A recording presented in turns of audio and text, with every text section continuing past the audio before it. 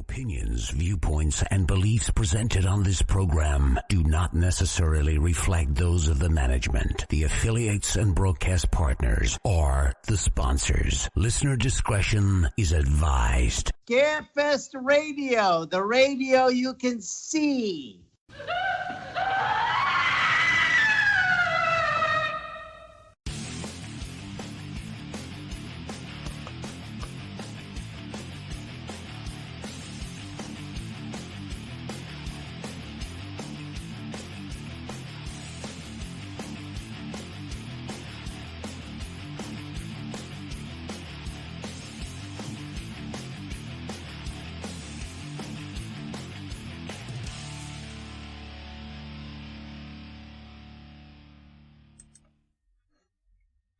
And good evening, everyone, and welcome to another edition of Scarefest Television, the original broadcast date, January 31st, 2020. And we've already gone off the rails behind the scenes tonight, so it's going to be a fun night.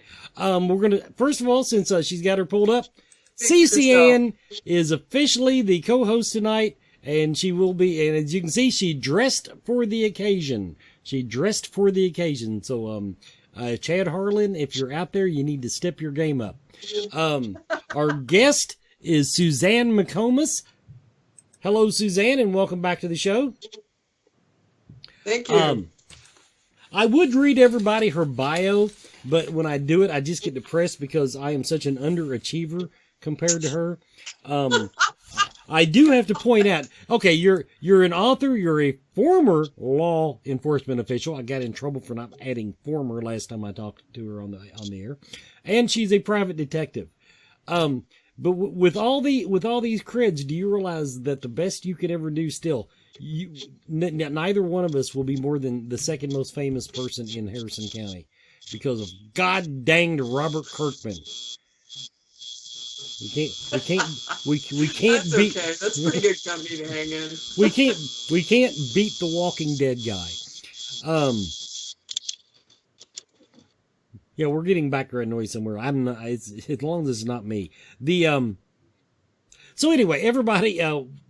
Suzanne presented at the Scarefest last year, and standing room only crowd from what I've gathered, and basically.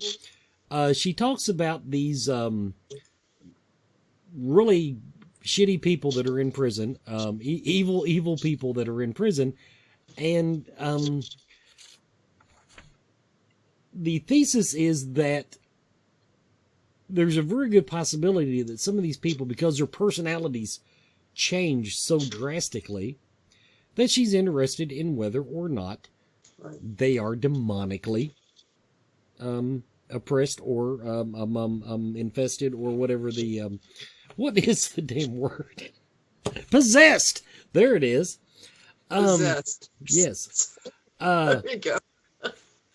So this year she's put in her application and she's got brand new cases. So let's talk about the cases you talked about last year. Last year we didn't want to drop too many spoilers.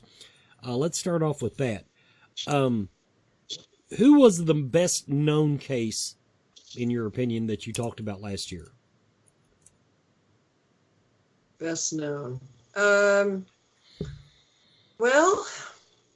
maybe the Bever family in Oklahoma.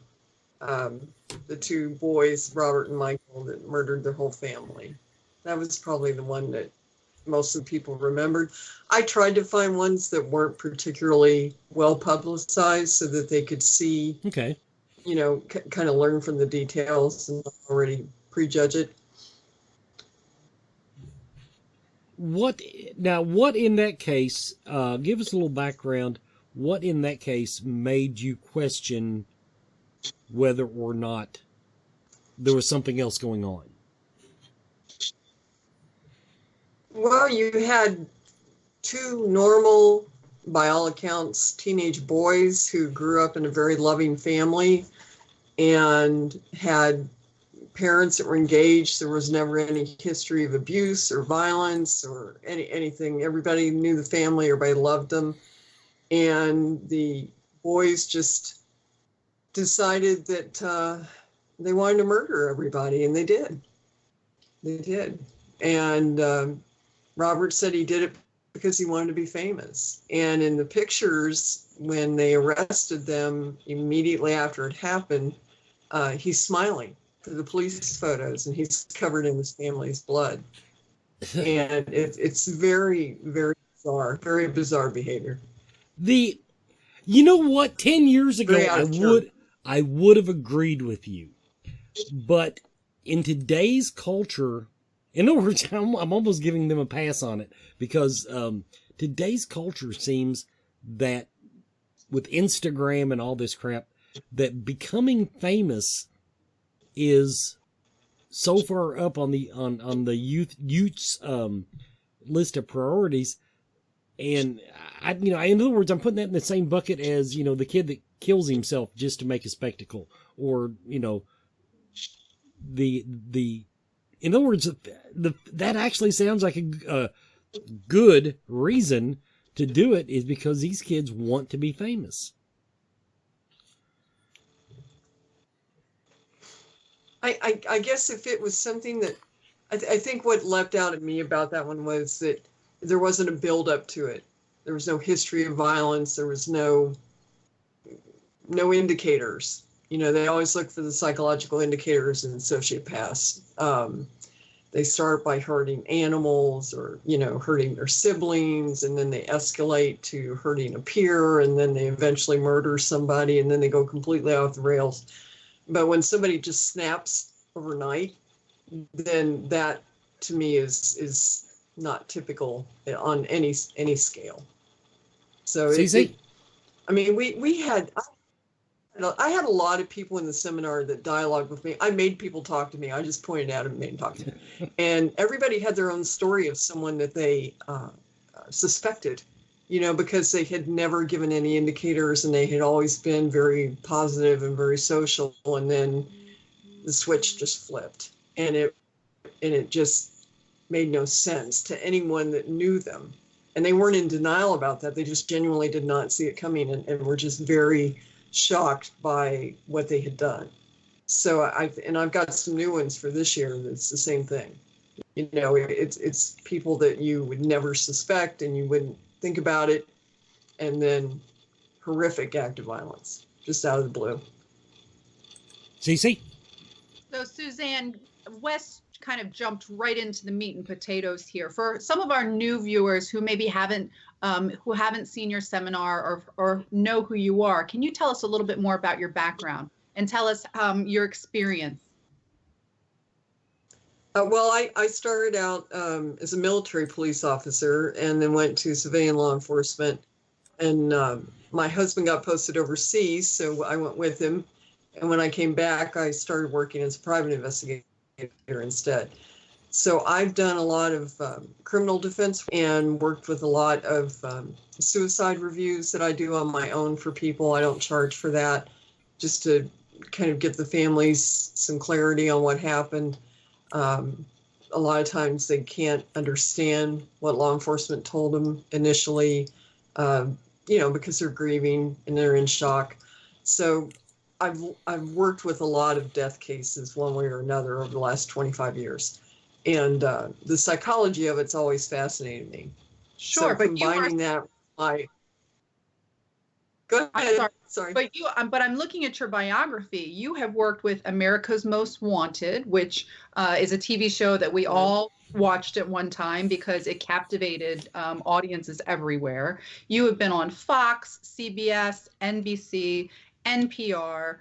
You are someone who has been working in the system for a long time, and so to hear what you have to say is it brings a lot of credibility to this when some people might kind of blow something like this off. Someone who maybe doesn't believe 100%, but for someone in your shoes where you've really seen a lot of cases, it's very interesting to hear your point of view on this because you've seen so much. For you to say that this is quite different, is interesting and amazing. Well, I'll tell you, we had to do a tour of the prison way back in the 70s. Tell you how old I am now.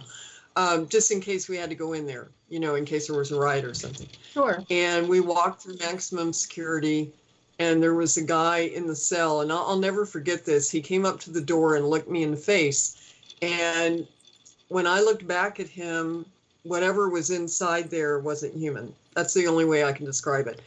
He wasn't home anymore. Something very dark and very evil was inside this man. And I actually took a step back out of fear, which was ridiculous because he had this huge steel door between he and I. And the guard said, oh, don't feel bad, like that. And I said, what am I looking at here? And he said, we don't really know. And, but everybody knows, that something.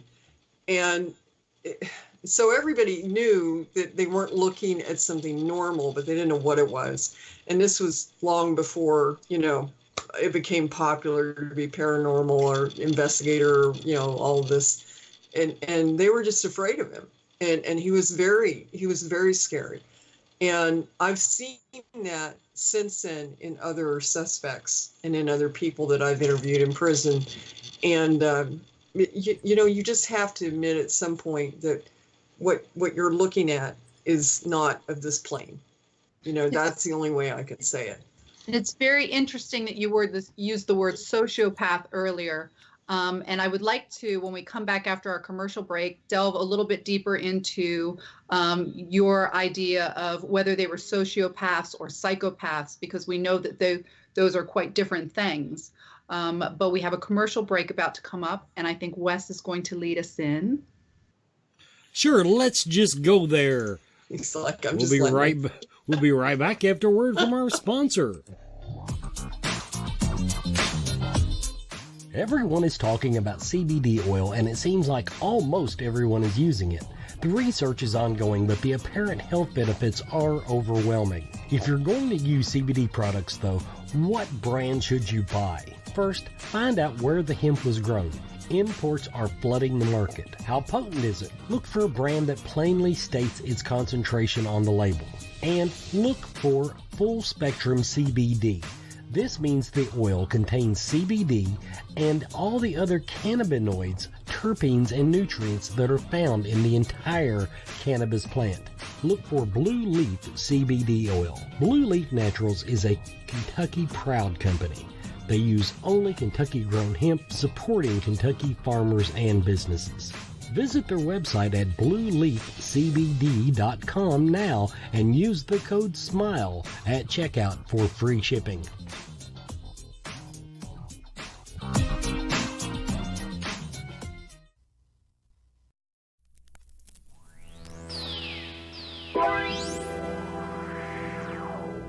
G'day Scarefest fans, Glenn here from fakeshemp.net. This week I want to show you a movie that absolutely scared the shit out of me when I was a kid. I used to go into video stores and look at all of the really cool covers in the horror section, which I'm sure you did too, and this one scared me to death before I'd even seen the movie. There was a particular image on the cover which you'll talk about when you see the trailer, and it's the stuff of nightmares, but it's also an absolute delight. It's from 1981 and it's called Dead Kids. So I guess in 1981, the title Dead Kids might have been a little bit too graphic for the American market, and fair enough too, I suppose. I mean, Dead Kids doesn't exactly conjure a lovely image, so over there the film was actually released with an alternative title of Strange Behaviour. Some of you might even know about this movie, but I would wager guess that not too many of you actually realise that this is an Aussie flick. Well, sort of. I'll get to that in a minute. It stars Louise Fletcher, who had won the Oscar for Best Actress only 5 years prior for One Flew Over the Cuckoo's Nest, as well as Michael Murphy, who you might recognise from White House Down, Magnolia, and even the 2 Ewok movies, amongst others, and Dan Shaw from Tron and Bill and Ted's Excellent Adventure. He was Billy the Kid in that. And you'll recognise a whole lot of others too.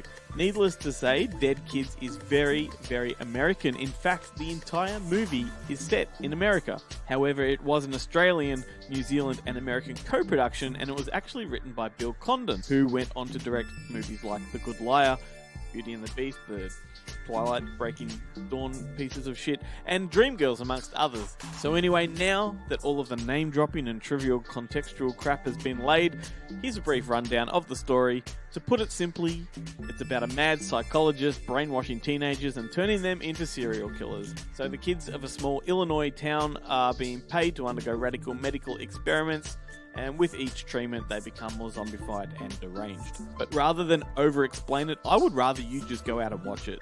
It's available for you to stream on Amazon Prime, but it's also available on Blu-ray over there. But don't forget to use the American title of Strange Behavior when you're looking for it over there. All you really need to know about the film is that it's batshit crazy, and it's a horror buff's delight. The production design is wonderful, the violence is delectable, some of the imagery will stick with you long after you see it. Perhaps the most notorious image is that of a syringe being plunged directly into a kid's eyeball.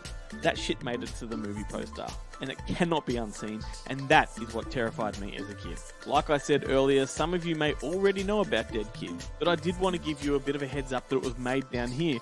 Actually, it was shot in New Zealand, and that gives it a really surreal kind of atmosphere. So when you watch it knowing that it's not really American, the small eccentricities begin to show. Some of the actors are American, some are Australian, some are from New Zealand. But when you have all of them pretending to be from the same place, it is one hell of a mind trip. It's probably important to also note that the musical score was written by Tangerine Dream, who would later become synonymous with movie soundtracks from the 80s and the 90s, and this was one of their earlier ones, following movies like Sorcerer and Thief, and then they went on to do iconic scores from films like Risky Business, The Keep, Firestarter, Legend, Near Dark, Miracle Mile, and so on. And I could go on forever about this film, but I just don't have the lung capacity, so please go and find Dead Kids, aka Strange Behavior.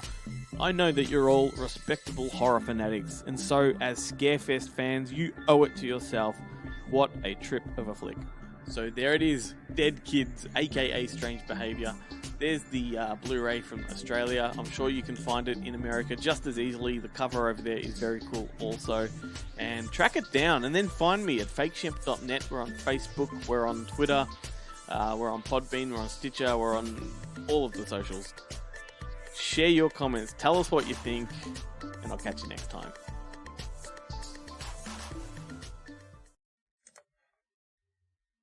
And welcome back, everybody, to Scarefest Television. Quick reminder before I toss it back to CC, because she obviously actually gave this some thought tonight, unlike me, who flies by the seat of their pants. Volunteer apps and speaker apps are on the website, thescarefest.com. If you're interested in volunteering, we have many teams that still need people. And if you're interested in speaking, now I'm going to go ahead and throw it out there.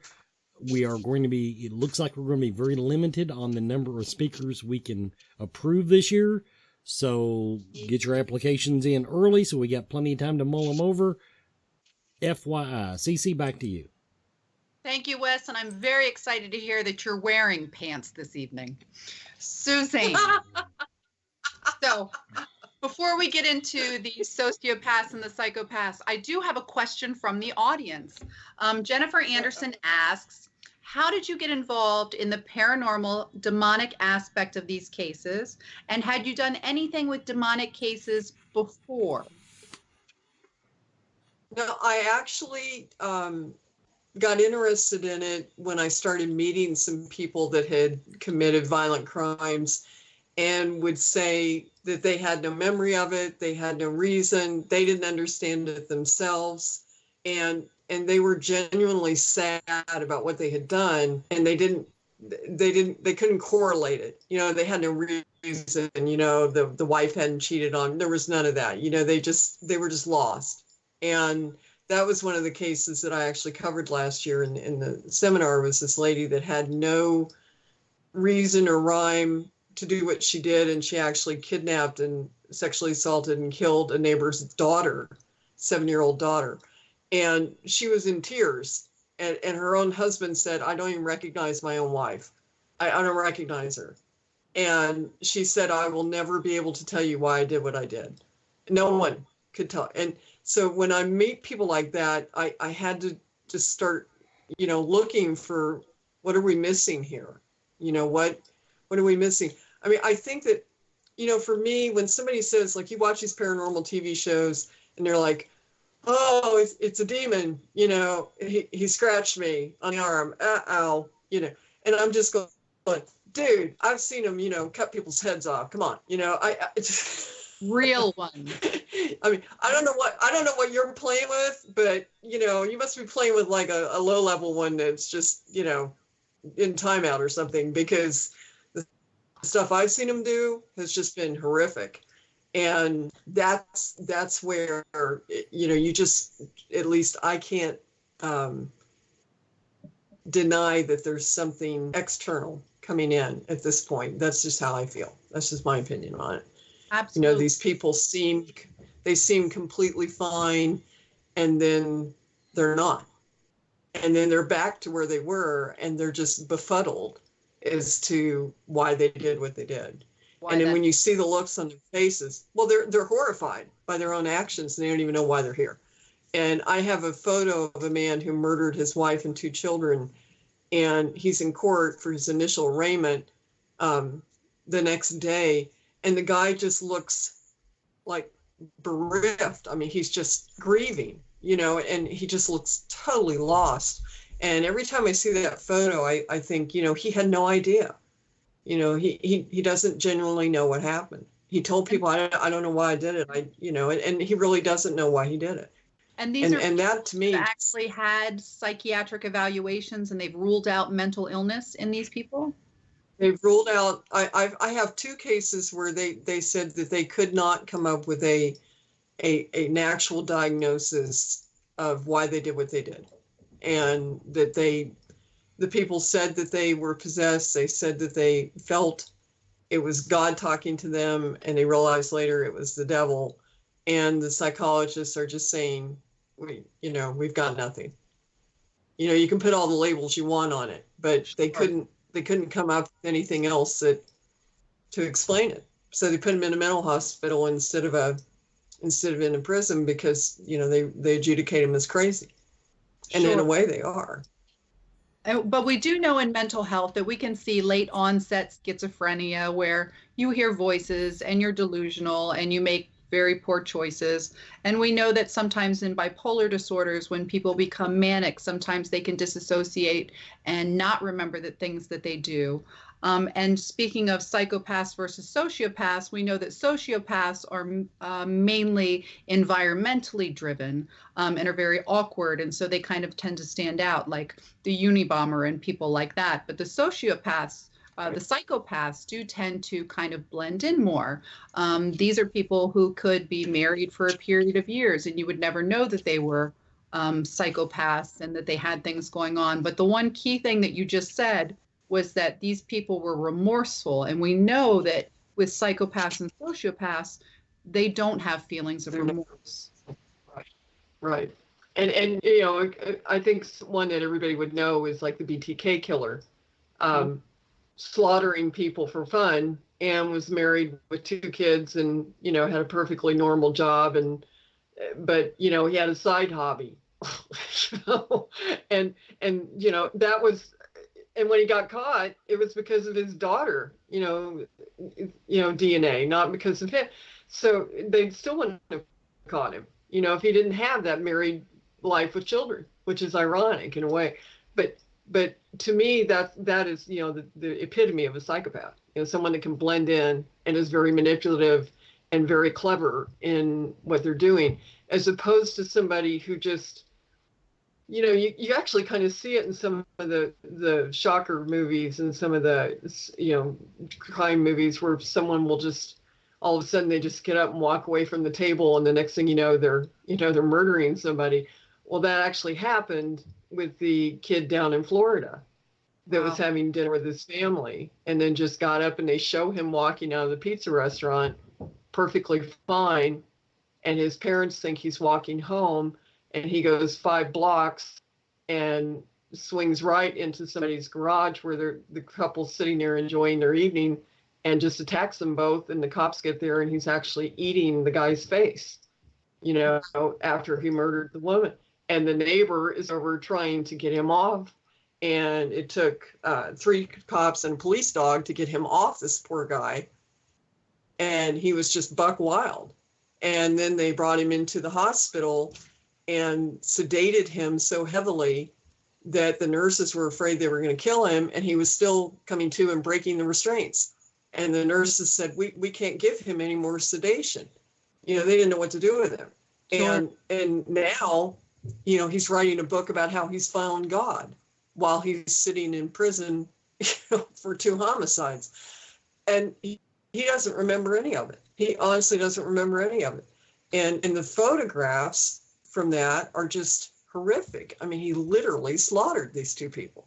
And what I also found very interesting from what you said was that most of these people came up clean on drug tests, which another red flag would say was maybe they were on something. We know that we have the people who are on the meth and things that go into these or LSD and PCP, and they get these adrenaline rushes, and they're super strong and they eat people's faces. But like you said, these people came up clean on drug tests, which is amazing. Yeah, they thought that he was high on bath salts for sure. I mean, that was just a given. And when his toxicology came back, it was completely negative for anything.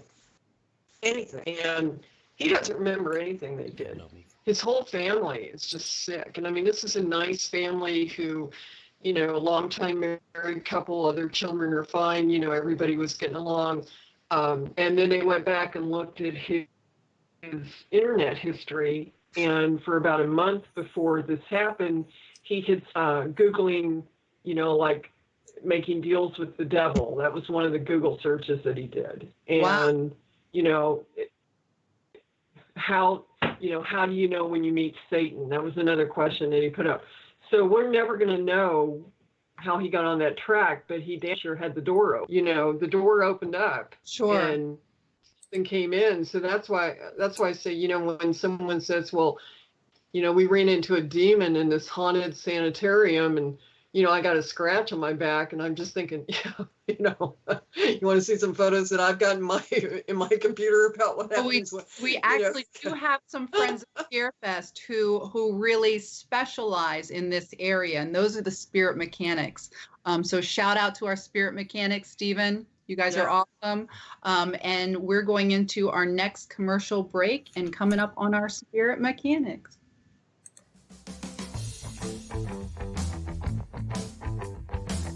Do you feel lost in life? Do you seem to be stuck in emotions that are not yours? Is your home not the sanctuary it should be? Contact Spirit Mechanics, where they take a team approach to your metaphysical and spiritual problems. Spirit Mechanics specializes in aura cleansing, stone attunement, attachment removal, and house cleansings. Spirit Mechanics tailors their approach to your individual spiritual path and needs. Now find them monthly at the Central Kentucky Mystical Market in Lexington, or on Facebook by searching Spirit Mechanics, that's MECHANIX. Spirit Mechanics, for your spiritual health and well-being.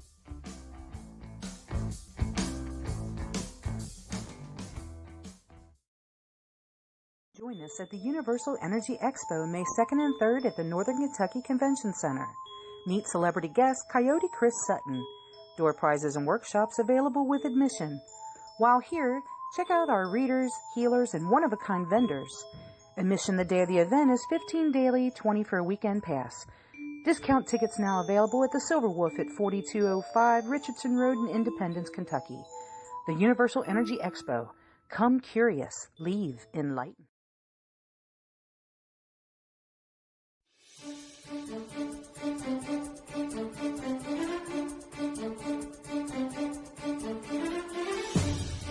This week in horror history, we begin in 1845, where known writer Edgar Allan Poe's poem The Raven was published for the first time. Although Poe had already written and unsuccessfully published his previous works, The Raven was an overnight success and remains one of the most famous poems ever written. The Raven is credited as deeply influencing the supernatural literary world and is referenced throughout pop culture history. the Raven gained such notoriety that Poe's hometown of Baltimore, Maryland even named the Baltimore Ravens after his famed poem. True crime history this week takes us back to 1971 in Los Angeles, California. Susan Atkins, Patricia Krenwinkel, Linda Kasabian, and Charles Manson had been on trial for the Tate LaBianca murders. The trial, which took over 9 months, was the longest murder trial in U.S. history and would catapult Manson and his girls into the national spotlight. Despite Manson not being present at the murders, he, along with his family, were found guilty on all charges, and Manson was sentenced to death. Horror movie history collides this week with the cryptozoology world with the release of the Mothman prophecies in 2002. The film follows reporter John Klein, played by Richard Gere, as he researches the legend of the Mothman in the small town of Point Pleasant, West Virginia. The film is based on actual events that occurred in this town during November of 1966 through December of 1967. The film stirred up debate on the validity of the Mothman, and to this day, that small town in West Virginia draws thousands each year, eager to see and learn more about the legend. We are coming up on our final segment with our guest. Now, a couple things I want to touch on before we let you go.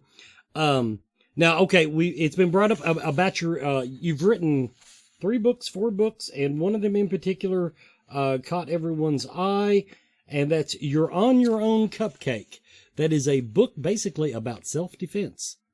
She read it and liked it, so I'm glad. Thank you for the endorsement. I'm glad you liked it. If you get one thing out of there that helps you and your friends, then I'm good. So it's a whole $10.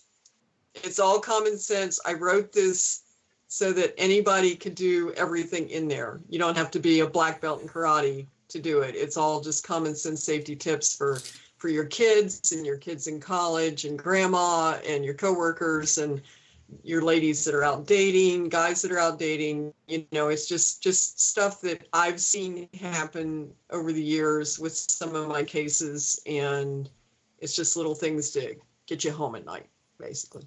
That's all it is. You have something in there you like? Did you have one thing in there that you liked?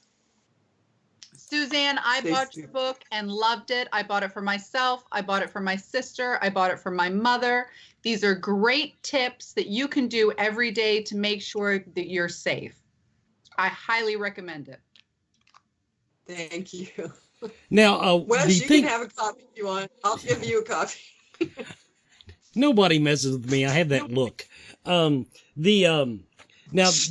one thing I want to touch on. Now, this year you've also submitted, in addition to an update of last year's, you actually are working on a topic where it sounded to me the way you described it, that now you're going back and questioning your findings. That's because you're at the question, the way you pretty much presented it. I think people are too quick to attribute their own crappy behavior to outside influence by demons. Yeah, but that's the way you pitched it to me. That doesn't necessarily lead to people that commit homicides. I'm talking about just in general. Okay. They're abusive to their wife and kids. They're abusive to their animal, their dog. They kick the dog, and then they're like, well, I've got an attachment. I've got a demon living in my house, and it's really just an excuse for their own shitty behavior. The answer is yes. They need to take ownership of their own stuff.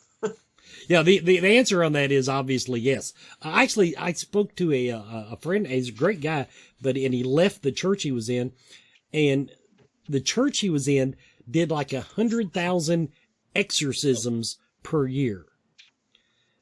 Do the math on that. It's just, and what it is, everybody that walked up with a head cold or it was in a bad mood on Tuesday, they said they had a demon, and that's part of the reason he left the church. He thought it was just absolutely off the charts crazy. So yeah, that's one thing that comes up a lot on the show is on TV, everything's a demon. And now, let's go through the psychology of it. It used to be that that word never popped up. Then it started popping up on TV, and that was to make ratings. I can't, there's no way to get around it. But now, people that I would say are otherwise serious about the paranormal and such are grabbing onto that word. What's your opinion on that? Is it all just a matter of we have to look for the most extreme explanation, or is it being instilled on us by media? I think the guys on TV are using it for ratings. I don't think they run into a demon in every single house they go to. I don't think every place that they investigate is a portal to hell. I mean, it makes for good TV. But the problem is when someone's having a genuine crisis, in their own mental psyche, they're susceptible to taking that on as their own. And then they start to go down a pretty dark road, on their own psychologically. And I don't like that part of it. I don't like how they make it so easy for people to think that that's something that's in their lives. And then if they go far enough, it probably really would be, and that's a bad cycle for us all to be in. Now, there are people that can help you stop that before it gets too bad, but I mean, absolutely. I heard one TV host, and I'm not going to mention the name, but when you say on the air on your show, I think I have an attachment, and kind of use that as a resume builder. I mean, do something about it, don't just say I've got an attachment and then wear it like a badge of honor. Well, it's not a good thing. See, then if you actually get into the deeply spiritual world that I kind of dip my toe in the words of people that's what they embrace, saying that you have an attachment, still, it sounds sexy on TV, but it's really not that sexy. They believe there's all types of little spiritual wildlife and little, leeches, and in other words, elemental earth type entities that have the mental fortitude of a mouse, that, they might want to feed on you. They might want to feed on your emotions. They might want to tweak you in certain ways. But once again, it doesn't rise to that level that's going to make you go out and kill the family on Saturday. Since we're on the paranormal side of it, since we keep circling back to that, and I have billed you as the smartest woman that I know currently in my life. I want quickly. I'm gonna throw some vague things out there, and I just want to know what the smartest woman thinks about these things. UFOs and aliens. UFOs and aliens. Oh, I believe they exist. We can't be the only ones in the cosmos. How boring would that be? Now, to follow that up, because I know that you're big into the whole government. We're getting ready to go there. Are you one of the people that thinks that the government is covering this up and knows a whole lot more about it than they're sharing with us? Are they? I mean, In other words, do you think they have bodies in the freezer? Do you think they have alien bodies in the freezer in Area 57 or 51? No, I think they're at Wright-Patterson Air Force Base now. Area 51. Area 51. Studio 57. No, I think they're at Wright-Patterson now. I think they're right up the road to Dayton, but that's just... Studio 50. Apparently nobody likes the number 57 for a name. So, okay. Bigfoot. Well, why not? A lot of undiscovered territory out there. I don't understand why they haven't found a dead one. I mean, if they're out walking, at some point somebody has to, and I'm sorry, but I live in Kentucky, and I know the hunters around here, if they saw an 8-foot tall monkey coming towards them in the woods, they'd be rounding off on that bastard so fast. The one thing, I'm going to take these to the National Enquirer and get me $1 million. You know? So The one thing, okay, I'm going to answer that Second, question. anybody- And this was, I think Steve Coles explained this to me. Think about it. Okay, well, let's make the assumption that there was a whole buttload more deer than there are Bigfoot. And let's also make the assumption that Bigfoot are quite a bit smarter than deer. Okay, as in might want to collect their dead. How many dead deer, not counting the ones that are stupid enough to get hit by cars, how many dead deer have you tripped across in your travels? Well, I have a 100-acre farm, and I found 2 this year. Well, see, I've got 300 acres, and I've never 2 found this one. year. So, but hunters can go their entire life and not, unless they killed it themselves, and not come across one. So, and then if the Bigfoots collect their dead, so there. So that's why you haven't come across one. Plus, I think they're interdimensional animals, but that's a whole other topic. Since you embraced demons, but don't think everything's demonic, I'm assuming you embrace ghost and the existence of the eternal soul in one way or another. I do. I've actually had some paranormal experiences. So Waverly Hills, I'll give them a shout out. Scariest place I've ever been in. So. Now, as a well-read professional who, and every time I've talked to you, just like when we talk about Epstein, you're very skeptical of things. You try to hold on to that skepticism. When you embrace ghost, do you get that little, like I do sometimes, the little gag reflex that goes, I shouldn't be saying that? I'm not going to say I have no gag reflex because someone's going to turn that on me forever. Yeah. Thanks, Wes. Thanks for the setup. You just reach an age where you just don't care anymore. Yeah. Like Okay. either like or Now, don't. Now, one of our favorite topics that did come up during Scarefest is the whole Jeffrey Epstein suicide. I'll call it a scandal.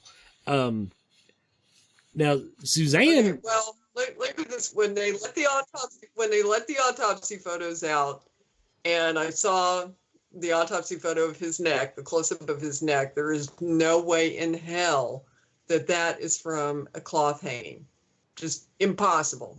That's from an electrical cord or something like an electrical cord, and it was direct pressure straight from behind, and that is not what a typical hanging looks like when someone self-hangs. See, now this is being validated for me from a former law enforcement official, because when I saw it, that's the first thing I thought. Now, I didn't go with the width of it, but the placement was wrong.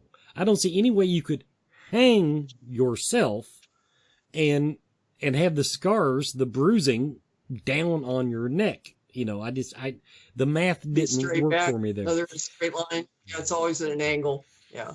And it angles up. And even if it was the after photos of the cell where they had bed sheets scattered all over the cell, do you really take somebody who's on suicide watch and say, here's your fresh linens? That bugged me too. They took him off the watch. They took him off the watch like 2 days before it happened. Right, his lawyer asked him to take him off the watch. But my doctor will take me off antibiotics, and he'll still tell me to take it easy for a couple of days. I'm saying, okay, they took him off suicide watch, but they still should be going, make sure the guy doesn't have shoelaces. You don't just suddenly not be suicidal. That's my. I don't think anybody cared if he did commit suicide that worked in the jail. I mean, I don't think they cared. It's just one less prisoner for them to hassle with. One less prisoner who is part of the most famous prisoner, the most famous prisoner of all time. Okay, we got one more commercial break, and then we'll go into our segments. Everybody, the entertainment just keeps going on. Suzanne, I want to thank you for being with us, and you're welcome. Thank you both. We are crossing our fingers because that we'll have enough spots. But like I said, everybody, this is your competition. Okay, if you're wanting to speak at Scarefest, this is your competition. Akashic Awareness is a metaphysical healing and learning center unlike any other. A large selection of crystals, gems, and minerals greet you as you walk in the door, but from that point onward, the journey is yours.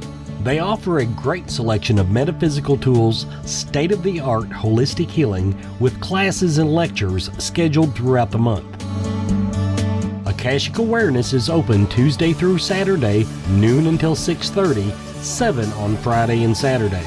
Visit their website for a current calendar of their almost daily special events and guests at akashicawareness.com. And while you are there, be sure to join their email list to stay current. Akashic Awareness, 328 Sycamore Street, Elizabethtown, Kentucky.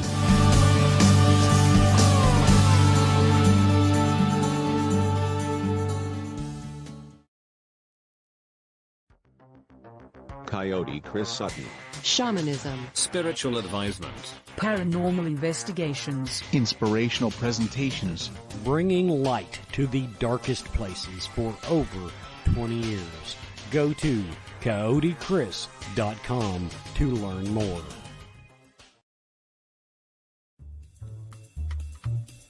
Hey, Scarefest fans. This is Joe Lewis with Bonehead Weekly. So if you listen to Bonehead Weekly or watch Bonehead Weekly, which we encourage you to do, we'll eventually do a vampire episode. Most importantly and most specifically, we're going to do a Dracula episode, similar to what we did with Frankenstein earlier, but we keep putting it off mainly because Chad's not crazy about vampires. Chad from Bonehead Weekly and I agree on two things. Robin Hood and Arthurian, as far as Arthur and the Knights, has been done way too much, and so is Dracula. However, there's a new Dracula on Netflix, and what makes it interesting, or what the pedigree is that it was created by Mark Gatiss and Stephen Moffat. Now, if you don't know who those people are, that's fine.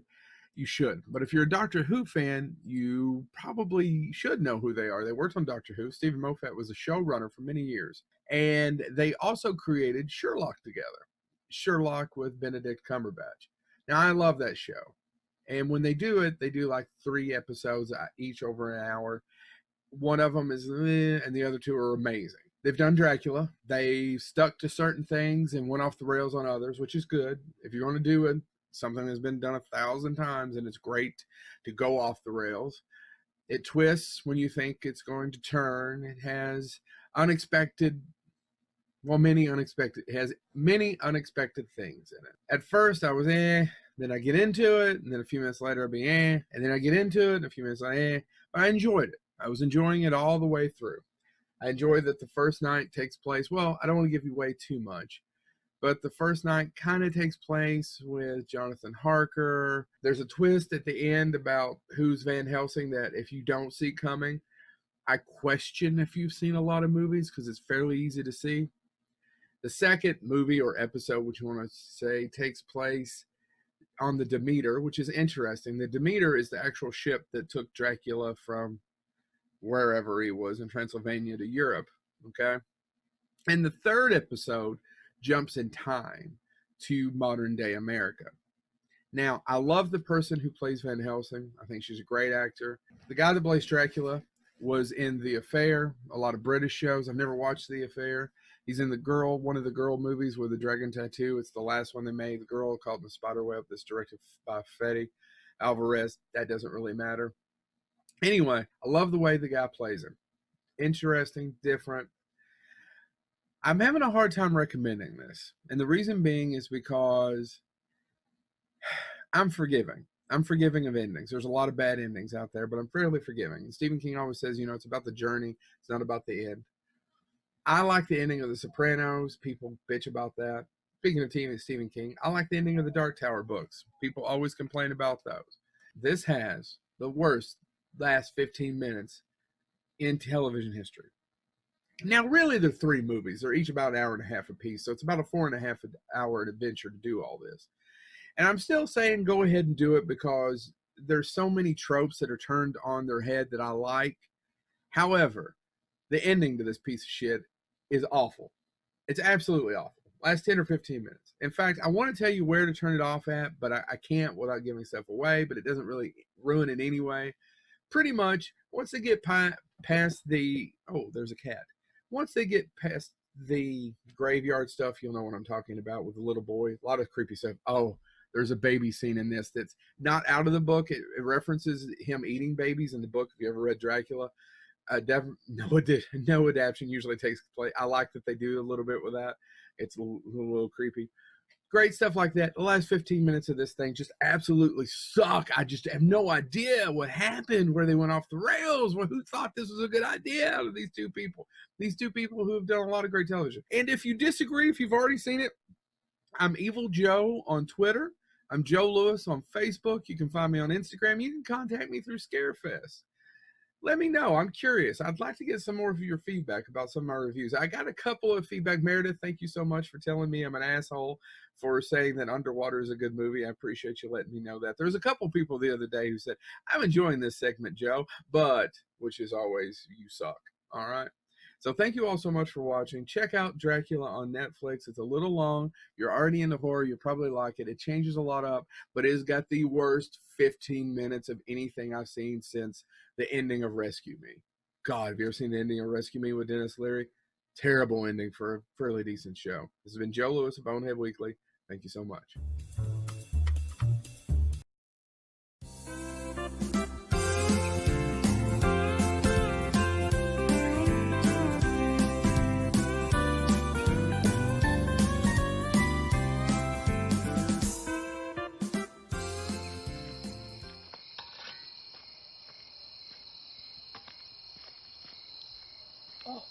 No way. No way. Oh my God! No way! Oh my God!